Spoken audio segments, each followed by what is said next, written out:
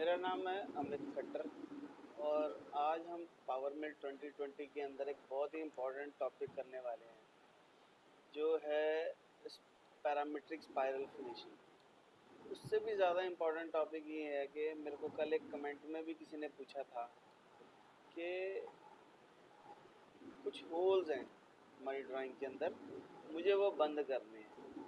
ठीक है, तो वो स्टेप कैसे करेंगे, वो सारा कुछ देखेंगे स्टेप बाय स्टेप, तो हमारे को समझ में आ जाएगा कि पैरामीट्रिक स्पाइरल के अंदर अंडरकट कैसे चलाना है, पैरामीट्रिक स्पाइरल कैसे चलाना है, और उसके साथ साथ अगर मुझे कोई होल बंद करने हैं या पैटर्न की शेप अलग करनी है।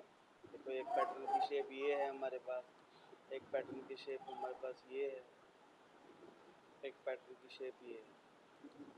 तो पैटर्न की शेप कैसे चेंज करनी है वो भी सीखेंगे।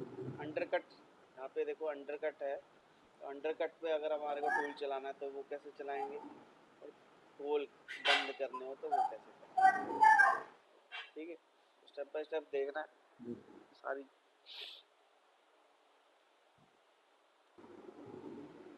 तो हम कोई भी वीडियो देखने का सबसे बेस्ट तरीका क्या होता है कि जैसे जैसे मैं यहाँ पे कर रहा हूँ वैसे वैसे करेंगे तो बहुत इजीली समझ में आएगा। ठीक है, तो इसको कर देते हैं हम क्लोज, और मॉडल में जाके इंपोर्ट मॉडल कर लें। अगर किसी ने मास्टर कैम सीखना हो तो हमने नया चैनल शुरू किया है सीएनसी प्रोग्रामिंग के नाम से। मास्टर कैम का सभी ट्यूटोरियल वहीं पे नज़र आएंगे।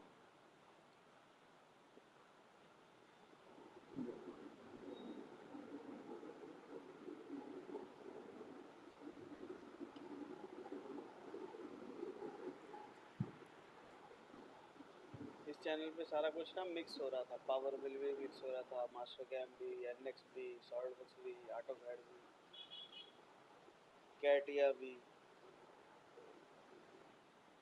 क्रियो भी, सॉलिड एज भी, सीएनसी प्रोग्रामिंग, 4 एक्सिस 5 एक्सिस। तो हमने क्या किया, मास्टर कैम को कर दिया अलग, धीरे धीरे पावर मिल को भी अलग कर देंगे।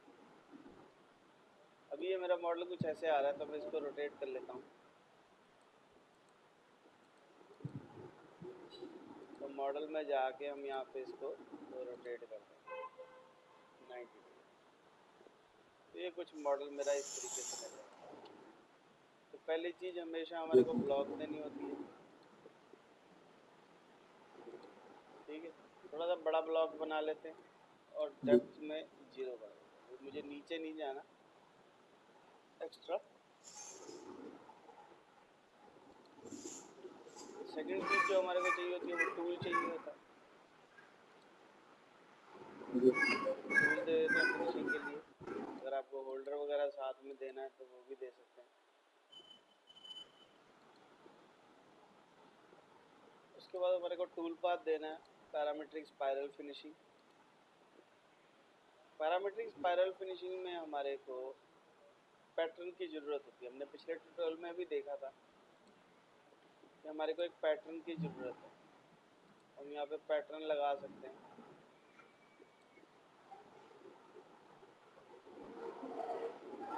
और भी चालू है। ठीक है, तो हमने यहाँ पे एक सर्कल बना दिया, एक्सेप्ट करेंगे। हमारा मैक्सिमम स्टेप ओवर 3 का है, तो यहाँ पे कैलकुलेट का बटन दबाओ।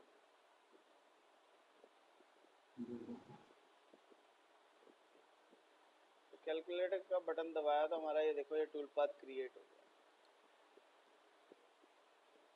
पर इसमें अगर हम ध्यान से देखें तो ये हमारे पास जैसे ट्रायंगल से बने हुए आ रहे हैं। ये क्यों आ रहे हैं? क्योंकि हमारे पास यहाँ पे होल है, तो वो होल में जाने की कोशिश कर रहा है या उसकी शेप के अकॉर्डिंग हमारा पैटर्न क्रिएट हो रहा है। तो पहली चीज़ तो हमारे को ये होल बंद करने हैं। होल बंद करने के लिए हमारे को ये फाइल को सेव करना पड़ेगा। पहले सेव कर लो, पैरामीट्रिक स्पाइरल 1 कर देता हूँ इसको मैं। अच्छा सा नाम रखना है ताकि बाद में याद आए।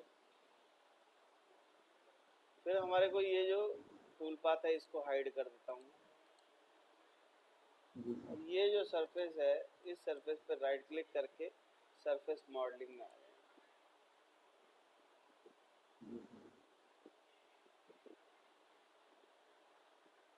तो ये हमारे पास पावर मिल मॉडलिंग खुल गया। ठीक है, तो अगर एक तरीका ये है कि हम यहाँ से स्मार्ट सरफेस लें और ये एज पे क्लिक करें,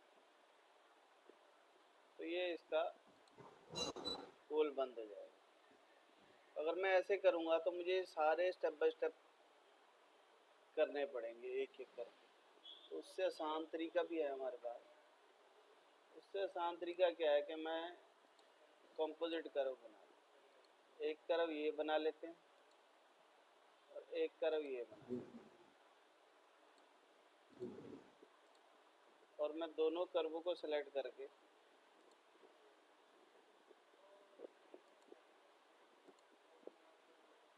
शिफ्ट दबा के सिलेक्ट कर लेना दोनों कर्वों को, और सॉलिड सरफेस में आके यहाँ पे स्मार्ट सरफेस कर, तो उन दोनों सरफेसों के अकॉर्डिंग एक सरफेस पैच होगा। ठीक है, ये कमांड का खासियत यही है कि ये ऑटोमेटिकली जो हमने स्केच सेलेक्ट किया है उसके अकॉर्डिंग सरफेस बना देगा। ठीक है, तो स्मार्ट सरफेस है, इसको समझ में आती है कि तुमने ये स्केच सेलेक्ट क्यों किया। अगर पसंद आए तो ठीक, यहाँ पे हमारे पास कई ऑप्शंस आती हैं वैसे, तो हम उनमें से भी चूज़ कर सकते हैं। ठीक है, अप्लाई कर देंगे, ओके कर देंगे। ठीक है, तो ये मेरा बंद हो गया। अब इसको ओके कर देते हैं। ओके करेंगे तो ये पावर मिल में वापस आ जाएगा, और यहाँ पे सरफेस हमारे को एक पैच लग गया। करना क्या है अब मुझे इस प्रोग्राम को एडिट करना है जो हमने पहले बनाया था। उस प्रोग्राम को एडिट करके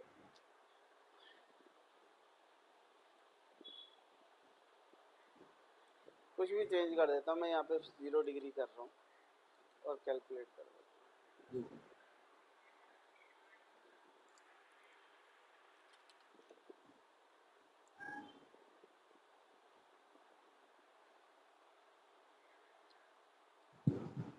तो कैलकुलेट करेंगे तो ये प्रोग्राम हमारा जनरेट हो गया।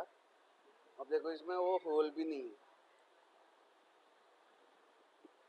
है ना, बिल्कुल सही क्रिएट हो गया। अब हम बात कर रहे थे कि हमारे को पैटर्न अलग अलग चाहिए, तो हम इसकी कॉपी कर लेते हैं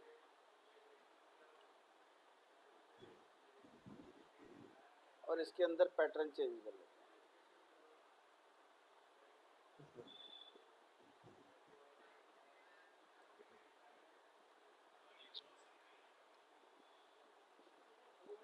अब अगर मैं यहाँ पे लाइन लगा देता हूँ, पहले हमने सर्कल लगाया था, अब की बार हमने लाइन लगा दी और कैलकुलेट किया। तो अब जो टूल पाथ बनेगा वो लाइन के अकॉर्डिंग बनेगा जो हमने लाइन सेलेक्ट की, यानी जैसी शेप होगी उसके अकॉर्डिंग पैटर्न जो है हमारा चेंज हो जाएगा।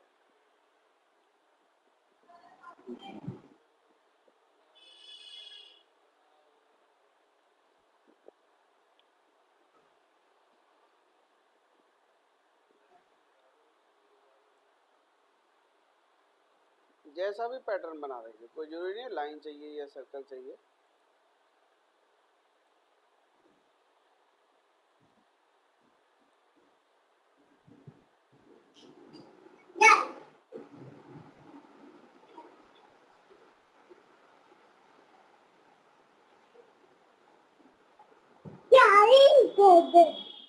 ठीक है, तो जैसी शेप बना देंगे हम उसके अकॉर्डिंग शेप बनने लगेगी। अगर क्लोज बाउंड्री होगी, मान लो मैं अगर इसको क्लोज बना देता हूँ,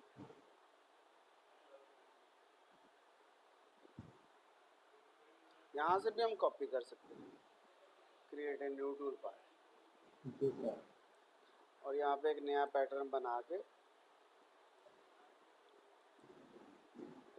अगर मैं कोई भी शेप जैसे डायमंड शेप बना लेता हूँ, मैं अगर इसको क्लोज कर देता हूँ तो वो उतनी जगह बीच में से खाली छोड़ देगा जितनी में हमने क्लोज बाउंड्री बनाई। हाँ,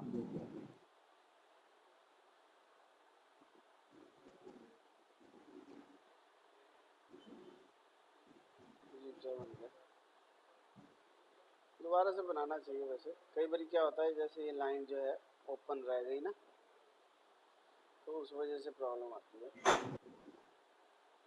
यहाँ पैटर्न में इसको हाइड कर दो। हम यहाँ से भी एक पैटर्न क्रिएट कर रहे हैं, क्रिएट पैटर्न, और फिर कर्व एडिटर में जाके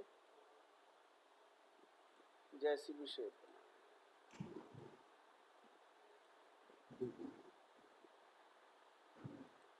बस ये ध्यान रखना है कि क्लोज एंड लिखा हुआ आना चाहिए। और उसके बाद हम जो टूल पाथ है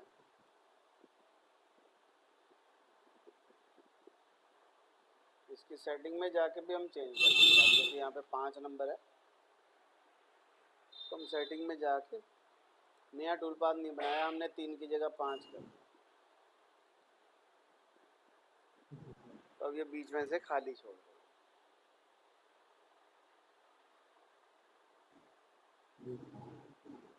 ठीक है,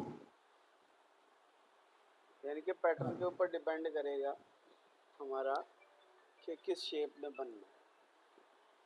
अब इसमें एक और चीज़ है कि यहाँ से अगर हम देखें तो हमारा ये कट अंडर है, पर ये स्ट्रेट ही जा रहा है। देखो क्यों स्ट्रेट जा रहा है, क्योंकि हमने इसकी सेटिंग में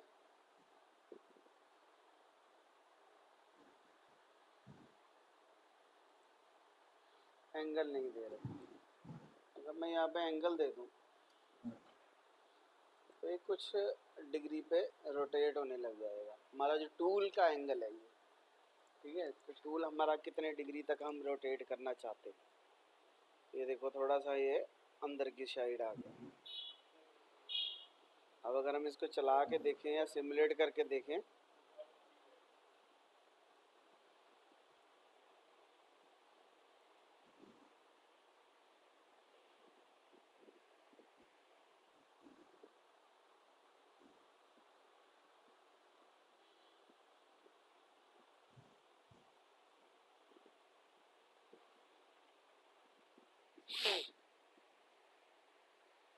वॉलपेपर के लिए पॉज कर लेना चाहिए, नहीं तो अलग से बनाना पड़ता है।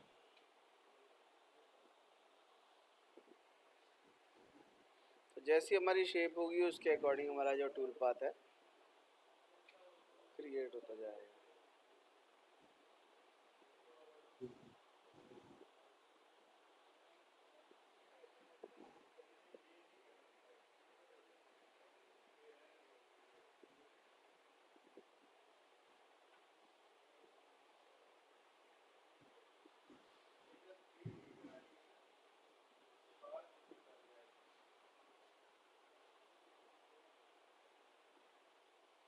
ठीक है, तो ये हमारे तीनों टूल पाथ क्रिएट हो गए।